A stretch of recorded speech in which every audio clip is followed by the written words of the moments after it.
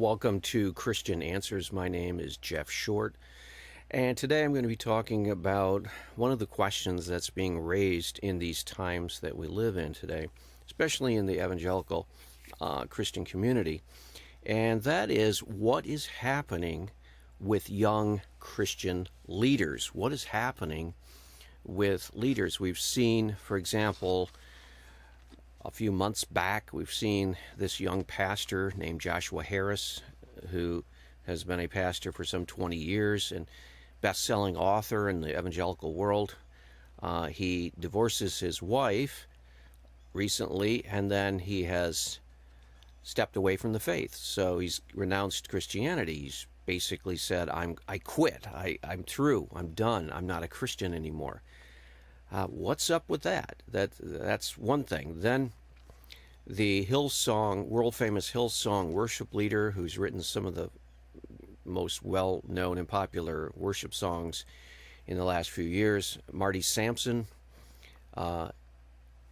gives out a tweet and says that he's losing his faith and he doesn't feel bad about it, and he no longer is a part of Christianity, and so on and so forth. Walks away from the faith. A young Christian leader. So right there you have two young Christian leaders. Then the most recent curiosity and puzzlement is this young pastor, 30-year-old pastor in California, Jared Wilson, who kills himself, commits suicide, and leaves people scratching their heads. What is happening with young Christian leaders? And I believe that we are beginning to see the results of persecution. We're beginning to see the results of Christians living in an increasingly hostile and secular culture, and this is going to be the reaction of some people. You say, well, wait a minute. In the early church, when the Christians faced persecution, they went to their death, and they didn't renounce the faith, and they stayed firm, stayed strong to the end. Yes, those are the ones that you hear about in the history books because they were the faithful ones. They are the exemplars. They are the heroes of the faith that we read about. But there were others who, in times of persecution, walked away, renounced the faith, sacrificed to Caesar, and basically deconverted. And those are the ones who are talked about in the parable of the sower. And so I want to read the parable of the sower, and then I want to talk about it because we're seeing this, and we're going to see more and more of this. You have to realize that for most of Western history, for the last roughly 2,000 years, Christians have been the favored religion. And we have been the established religion in the West, in Europe, and parts of Asia where Christianity penetrated. We have been the favored religion, especially starting in the time of Constantine in the 4th century. So for at least 1600, 1700 years, Christianity has been the privileged religion. If you were part of the Western civilization in Europe, you were essentially Christian, unless you happened to be in one of those few locations where there were, for example, Muslims in parts of Spain before they were driven out. Muslims, just scattering a few, and then Jews. There were always wandering Jews throughout Europe. And we know all about the Holocaust and what happened to the Jews. But for the most part, Christians have dominated the continent of Europe, and then consequently the North American continent, because Europe came over to not only North America, but they came over to South America and Central America. The New World, it's called.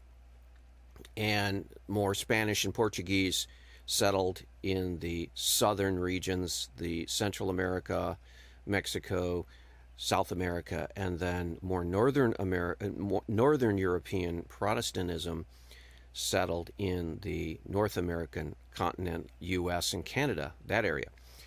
But it's all been Christianity. So the established church in Europe of Christianity in all the different countries, and then in the New World, Christianity was established after the conquest and Christopher Columbus and then the conquistadors and so on. And so Christianity has been the dominant religion in Europe and then all of the Americas for a long time. In the Americas, 500 and some years at least, maybe 600 years. And in Europe, even longer, 1700 years. So Christianity has dominated, but now, today, there's a growing population in our cultures, in the Western world especially, that is not identifying with Christianity. They're actually saying, no, I am not a Christian. The rise of the nuns, N-O-N-E-S, not N-U-N-S. The Roman Catholic Church would wish it were a rise in the nuns, N-U-N-S. That is actually declining precipitously, but the rise of the nuns, N-O-N-E-S, is an alarming trend in our culture. And as more secular people rise to the top, and especially in leadership positions in government and even in the church, you are going to see more persecution of real Christians. And so what we're seeing today is the beginnings of a response within Christianity to secularized persecution. It's no longer acceptable, for example, to be someone who holds to the biblical view of marriage. Because if you hold to the biblical view of marriage, that marriage is a man and a woman, you are now called a bigot, you are ostracized, you are marginalized, you are considered almost evil, and you're looked down upon, and you're going to be shut out of popular and public culture, and you're going to be put on the sidelines. And that's what's happening. And you're going to be attacked publicly on the internet, social media especially, but also in network television, and some of the big media companies are going to come after you. If you are a public figure, you are going to be attacked, and you're going to be shut out. So what is the response of some Christians? Well, they're going to capitulate to the culture. They're going to surrender to the culture. And some of them are actually going to renounce Christianity and say, no, I want to go with the culture. My loyalty is with the culture. Now, before, when you had a Christianized culture, where everyone, the peer pressure was to be Christian, there were a lot of Christians in name only, and they operated sort of on a superficial level of Christianity. They may have attended church on Sundays or occasionally, but their lives were secular, but they still identified with Christianity. You still have a lot of people like that in Europe, and you still have a lot of people like that in the United States and all of the Americas. But the secular culture, the way it's developing, it's now becoming easier and easier to drop that Christian veneer, that Christian surface level faith, and just come out and say you're secular. And that's what we're seeing. And we're going to see it among not only Christians in general, but we're going to see it in Christian leadership. And that's what we've seen with the likes of Joshua Harris, Marty Sampson. It wasn't what we saw in Jared Wilson. A little bit different case there. He never did renounce the faith, but his response, in part to a secularized culture, was this drastic step of taking his own life. It wasn't martyrdom. He was not put to death. He took his own life. And that's just another point of confusion. You're going to see a lot of Christians get very confused. You're going to see a lot of Christians surrender to the culture, renounce the faith, as we've already seen. Even before Joshua Harris renounced the faith, we saw a praise and worship band, the Gungers, come out on Twitter or Facebook or some social media platform and say that they have renounced Christianity. They're atheists now, supposedly. And that was news, even before Joshua Harris made his tweets and said what he said. So you're going to see more of that. But let me read the parable of the sower. It's in Matthew 13. And I'll start at verse 1 and then I'll read down. It says, "That same day Jesus left the house and went to the lakeside, where he sat down to teach. The crowd gathered around him was so large that he got into a boat and sat in it, while the crowd stood on the shore. He used parables to tell many things. Once there was a man who went out to sow grain. As he scattered the seed in the field, some of it fell along the path, and the birds came and ate it up. And some of it fell on rocky ground where there was little soil. The seed soon sprouted because the soil wasn't deep. But when the sun came up, it burned the young plants, and because the roots had not grown deep enough, the plants soon dried up. Some of the seed fell among thorn bushes, which grew up and choked the plants. But some seed fell in good soil, and the plants bore grain, some 100 grains, others 60, others 30. And Jesus concluded, 'Listen then, if you have ears.'" So then he explains down in verse 18 the parable. He says, "Listen then and learn what the parable of the sower means. Those who hear the message about the kingdom but do not understand it are like the seeds that fell along the path. The evil one comes and snatches away what was sown in them. The seeds that fell on the rocky ground stand for those who receive the message gladly as soon as they hear it, but it does not sink deep into them and they don't last long. So when trouble or persecution comes along because of the message, they give up at once. The seeds that fell among the thorn bushes stand for those who hear the message, but the worries about this life and the love for riches choke the message and they don't bear fruit. And the seeds sown in the good soil stand for those who hear the message and understand it. They bear fruit, some of which is 100, others 60, others 30. So you have 4 different illustrations. You have 4 different kinds of soils, and only one type of soil bore fruit. All the others eventually did not. So you're going to see, for example, among the people that the gospel comes into their culture, you're going to see among them these 4 types of soils. And what we're going to be seeing in the near future is, now that it's okay, it's acceptable to not be a Christian, to even be an atheist. It's becoming more and more acceptable to be an atheist or an agnostic or a skeptic. You're going to see more and more people actually use that option. And that's what we're seeing even among the clergy, even among the leadership. You're going to see what they really believe in their heart of hearts. Now, in the case of Joshua Harris, I think even before he had renounced the faith and had given up his Christian commitment, there was something wrong with Joshua Harris. If you go back and you listen to some of his interviews with, for example, James Dobson and some other Christian leaders, it just seemed a little too perfect. He always seemed to know exactly what to say. He always seemed to say exactly what would be expected of him to say.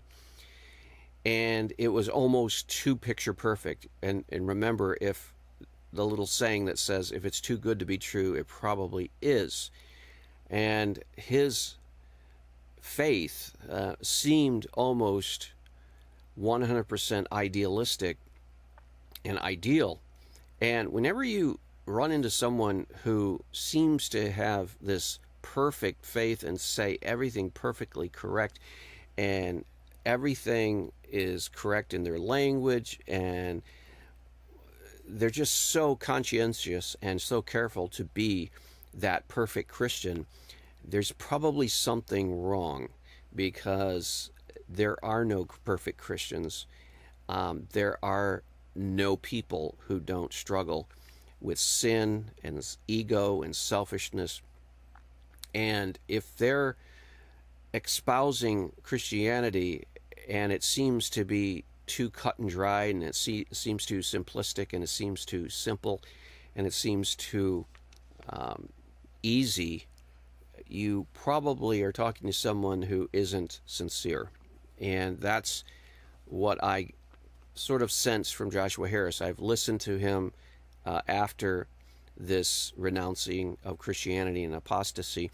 I went back and listened to some of his interviews with Dr. James Dobson, and the guy just was too perfect. Everything was too much in line, and when you see something that seems too good to be true, you kind of want to, your meter should go up, and you say, well, wait a minute. He's saying everything perfect. He's saying he's reacting, everything is perfect. Now, again, you can't judge the heart, and I don't want to do that, because there are people who are sincere believers in Christ. They've been raised in a great Christian home. They have had the benefit of seeing Christianity lived out, and so when you look at their lives, they have been so trained in Christianity and have so embraced it that they really are living out the faith. But that's not most people. There are actors in Hollywood, there are actresses in Hollywood that can play a Christian in a movie. They can play the role of a Christian in a movie and be very good and very convincing. They can use all of our language. They can use our reactions to sins and emotions toward evil.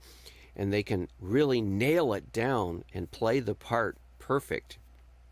But then, once the movie's done and their parts are through, they go off and live their real life, and it's totally opposite. So actors are there, and good actors are there too. And people, you don't have to actually be in the movies to be a good actor. So we're going to see Christians in the future who are playing the part of Christianity now, but when they get persecuted, and that's what this verse says. We're reading in Matthew 13, verse 20, where it says, the seeds that fell on the rocky ground stand for those who receive the message gladly as soon as they hear it, but it does not sink deep into them. They don't last long. So when trouble or persecution comes because of the message, they give up at once. So, or they could give up gradually, or they could give up. The point is they give up. And what we're going to be seeing in the near future, if the trends continue, is that Christianity is going to become a persecuted religion. You are going to be persecuted as a Christian. You are going to be looked upon in the culture as a misfit, as an outcast. You're going to be seen as a bad person. Why? Because you don't believe in the right of a woman to kill her baby with abortion. That's already taking place. The popular culture, the media culture, the academic culture, higher education.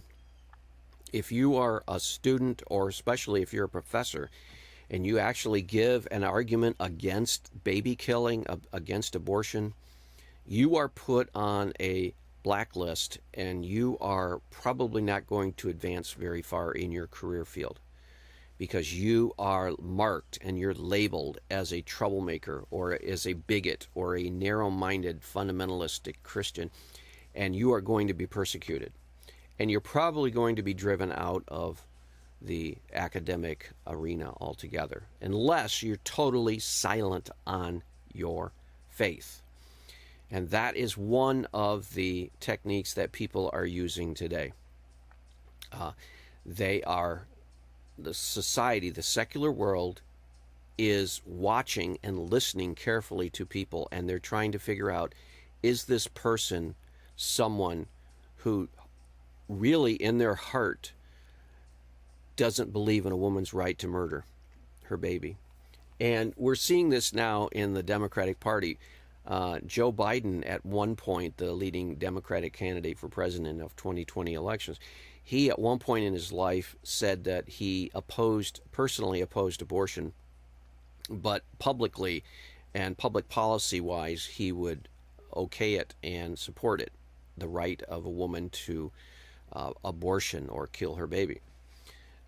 Now, our culture has gotten to the point so far that you cannot say, if you're a Democrat, especially a Democratic candidate for president, you cannot say that you actually personally are against abortion, because that brands you a bigot and a narrow-minded person who really doesn't believe in human rights. You are branded as a bigot. And so Joe Biden now cannot come out and say, well, I'm personally against abortion, because that would label him as a bad person who doesn't believe in equal rights. And not just that he supports it publicly, but you have to support it internally also. And they're going to screen and watch people. And if you don't believe in the woman's right of abortion or to kill her baby in the womb at any point during the pregnancy or even afterwards, then you will simply be marginalized. And a lot of people right now are silent. They're keeping silent. There are professing Christians who are silent on these controversial issues, but they will be found out. And now, when they are found out, what will they do? Will they hold fast to the faith and bear the weight of persecution, bear the weight of the difficulties to come? Or will they cave in, surrender to the culture, maybe even renounce the faith? We're going to see more people doing that. We're going to see more people renouncing the faith. We're going to see people, Christian leaders, walk away from the faith. We're starting to see it already. We saw it with the Gungers. You hardly ever heard of that stuff. Now, you did hear of it occasionally, once in a while. For example, we're familiar with the case of Billy Graham's friend, Chuck Templeton. Billy Graham and Chuck Templeton traveled all over Europe after World War II, preaching the gospel. They were evangelists, spreading the good news of Christ, and they preached for thousands, crowds of 1,000 people. But Chuck Templeton decided that he wanted to go to seminary, to a liberal university, Princeton, and so he stopped preaching, and he went to Princeton University, where he was influenced by liberal theologians and liberal professors, and he eventually came to the point where he renounced the Christian faith. So, apostasy, renouncing the faith, is not unheard of, but it was unusual. But we're going to see more and more of that today in the secular world, because the stigma of being non-Christian is more acceptable. And there isn't a stigma, in fact, anymore. It says, the seeds that fell on the rocky ground stand for those who receive the message gladly as soon as they hear it. But it does not sink deep into them, and they don't last long. So when trouble or persecution comes because of the message, they give up at once. They give up at once. So we're going to have a testing time. When the persecution comes, how will Christian leaders stand up? And it's a good question to ask yourself. If you profess Christianity, are you a fair weather Christian? Are you a Christian because it's easy to be one in the culture today? It's becoming increasingly difficult to be a true, genuine Christian in our culture today. It wasn't 100 years ago. It wasn't 200 years ago. And for the last 1,700 years, since the time of Constantine, it's been rather easy, outside of those rare moments of persecution. The Roman Empire in the early days did persecute the church. And then there were conflicts at the time of the Reformation, of course, between Roman Catholics and Protestants over key doctrines, sola scriptura, sola gratia, sola fide, so on and so forth. And there were a lot of conflicts between Christians. But these were believers. These were people who did not renounce Christianity. They just disagreed on what was the salvation, what was the very definition of salvation and key doctrines. But now, today, we're having a challenge coming from outside the church, the secular challenge, and the secular challenge wants to marginalize and eventually assimilate all of Christianity into the secular vision. It's more of an atheistic, humanistic, science, intellectual-driven worldview. And that's what we saw, for example, in the case of Marty Sampson. He talks about science is advancing. So he brings in science as something against Christianity.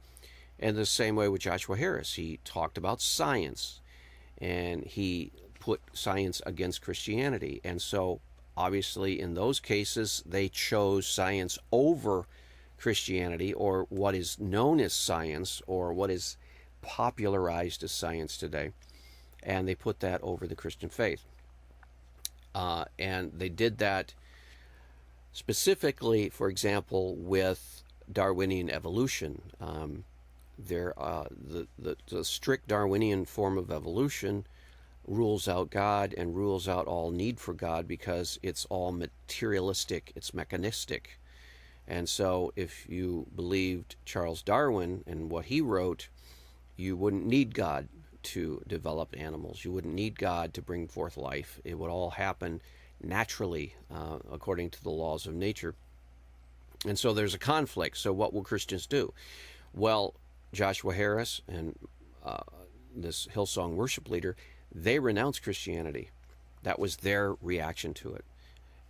But if you hold fast to Christianity, you will be persecuted. You will be marginalized.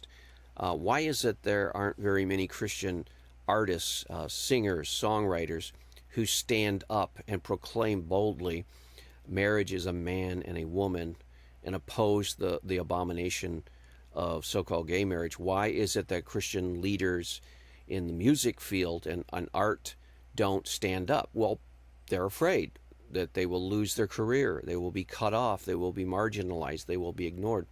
So this is coming. A wave of secular persecution is coming, and we're going to see Christian leaders, some of them, drop like flies. And let's just pray, keep our eyes on Jesus, go to a good, solid, Bible-believing church. Do not be discouraged. God is in charge. We'll see you back next week on another edition of Christian Answers. God bless.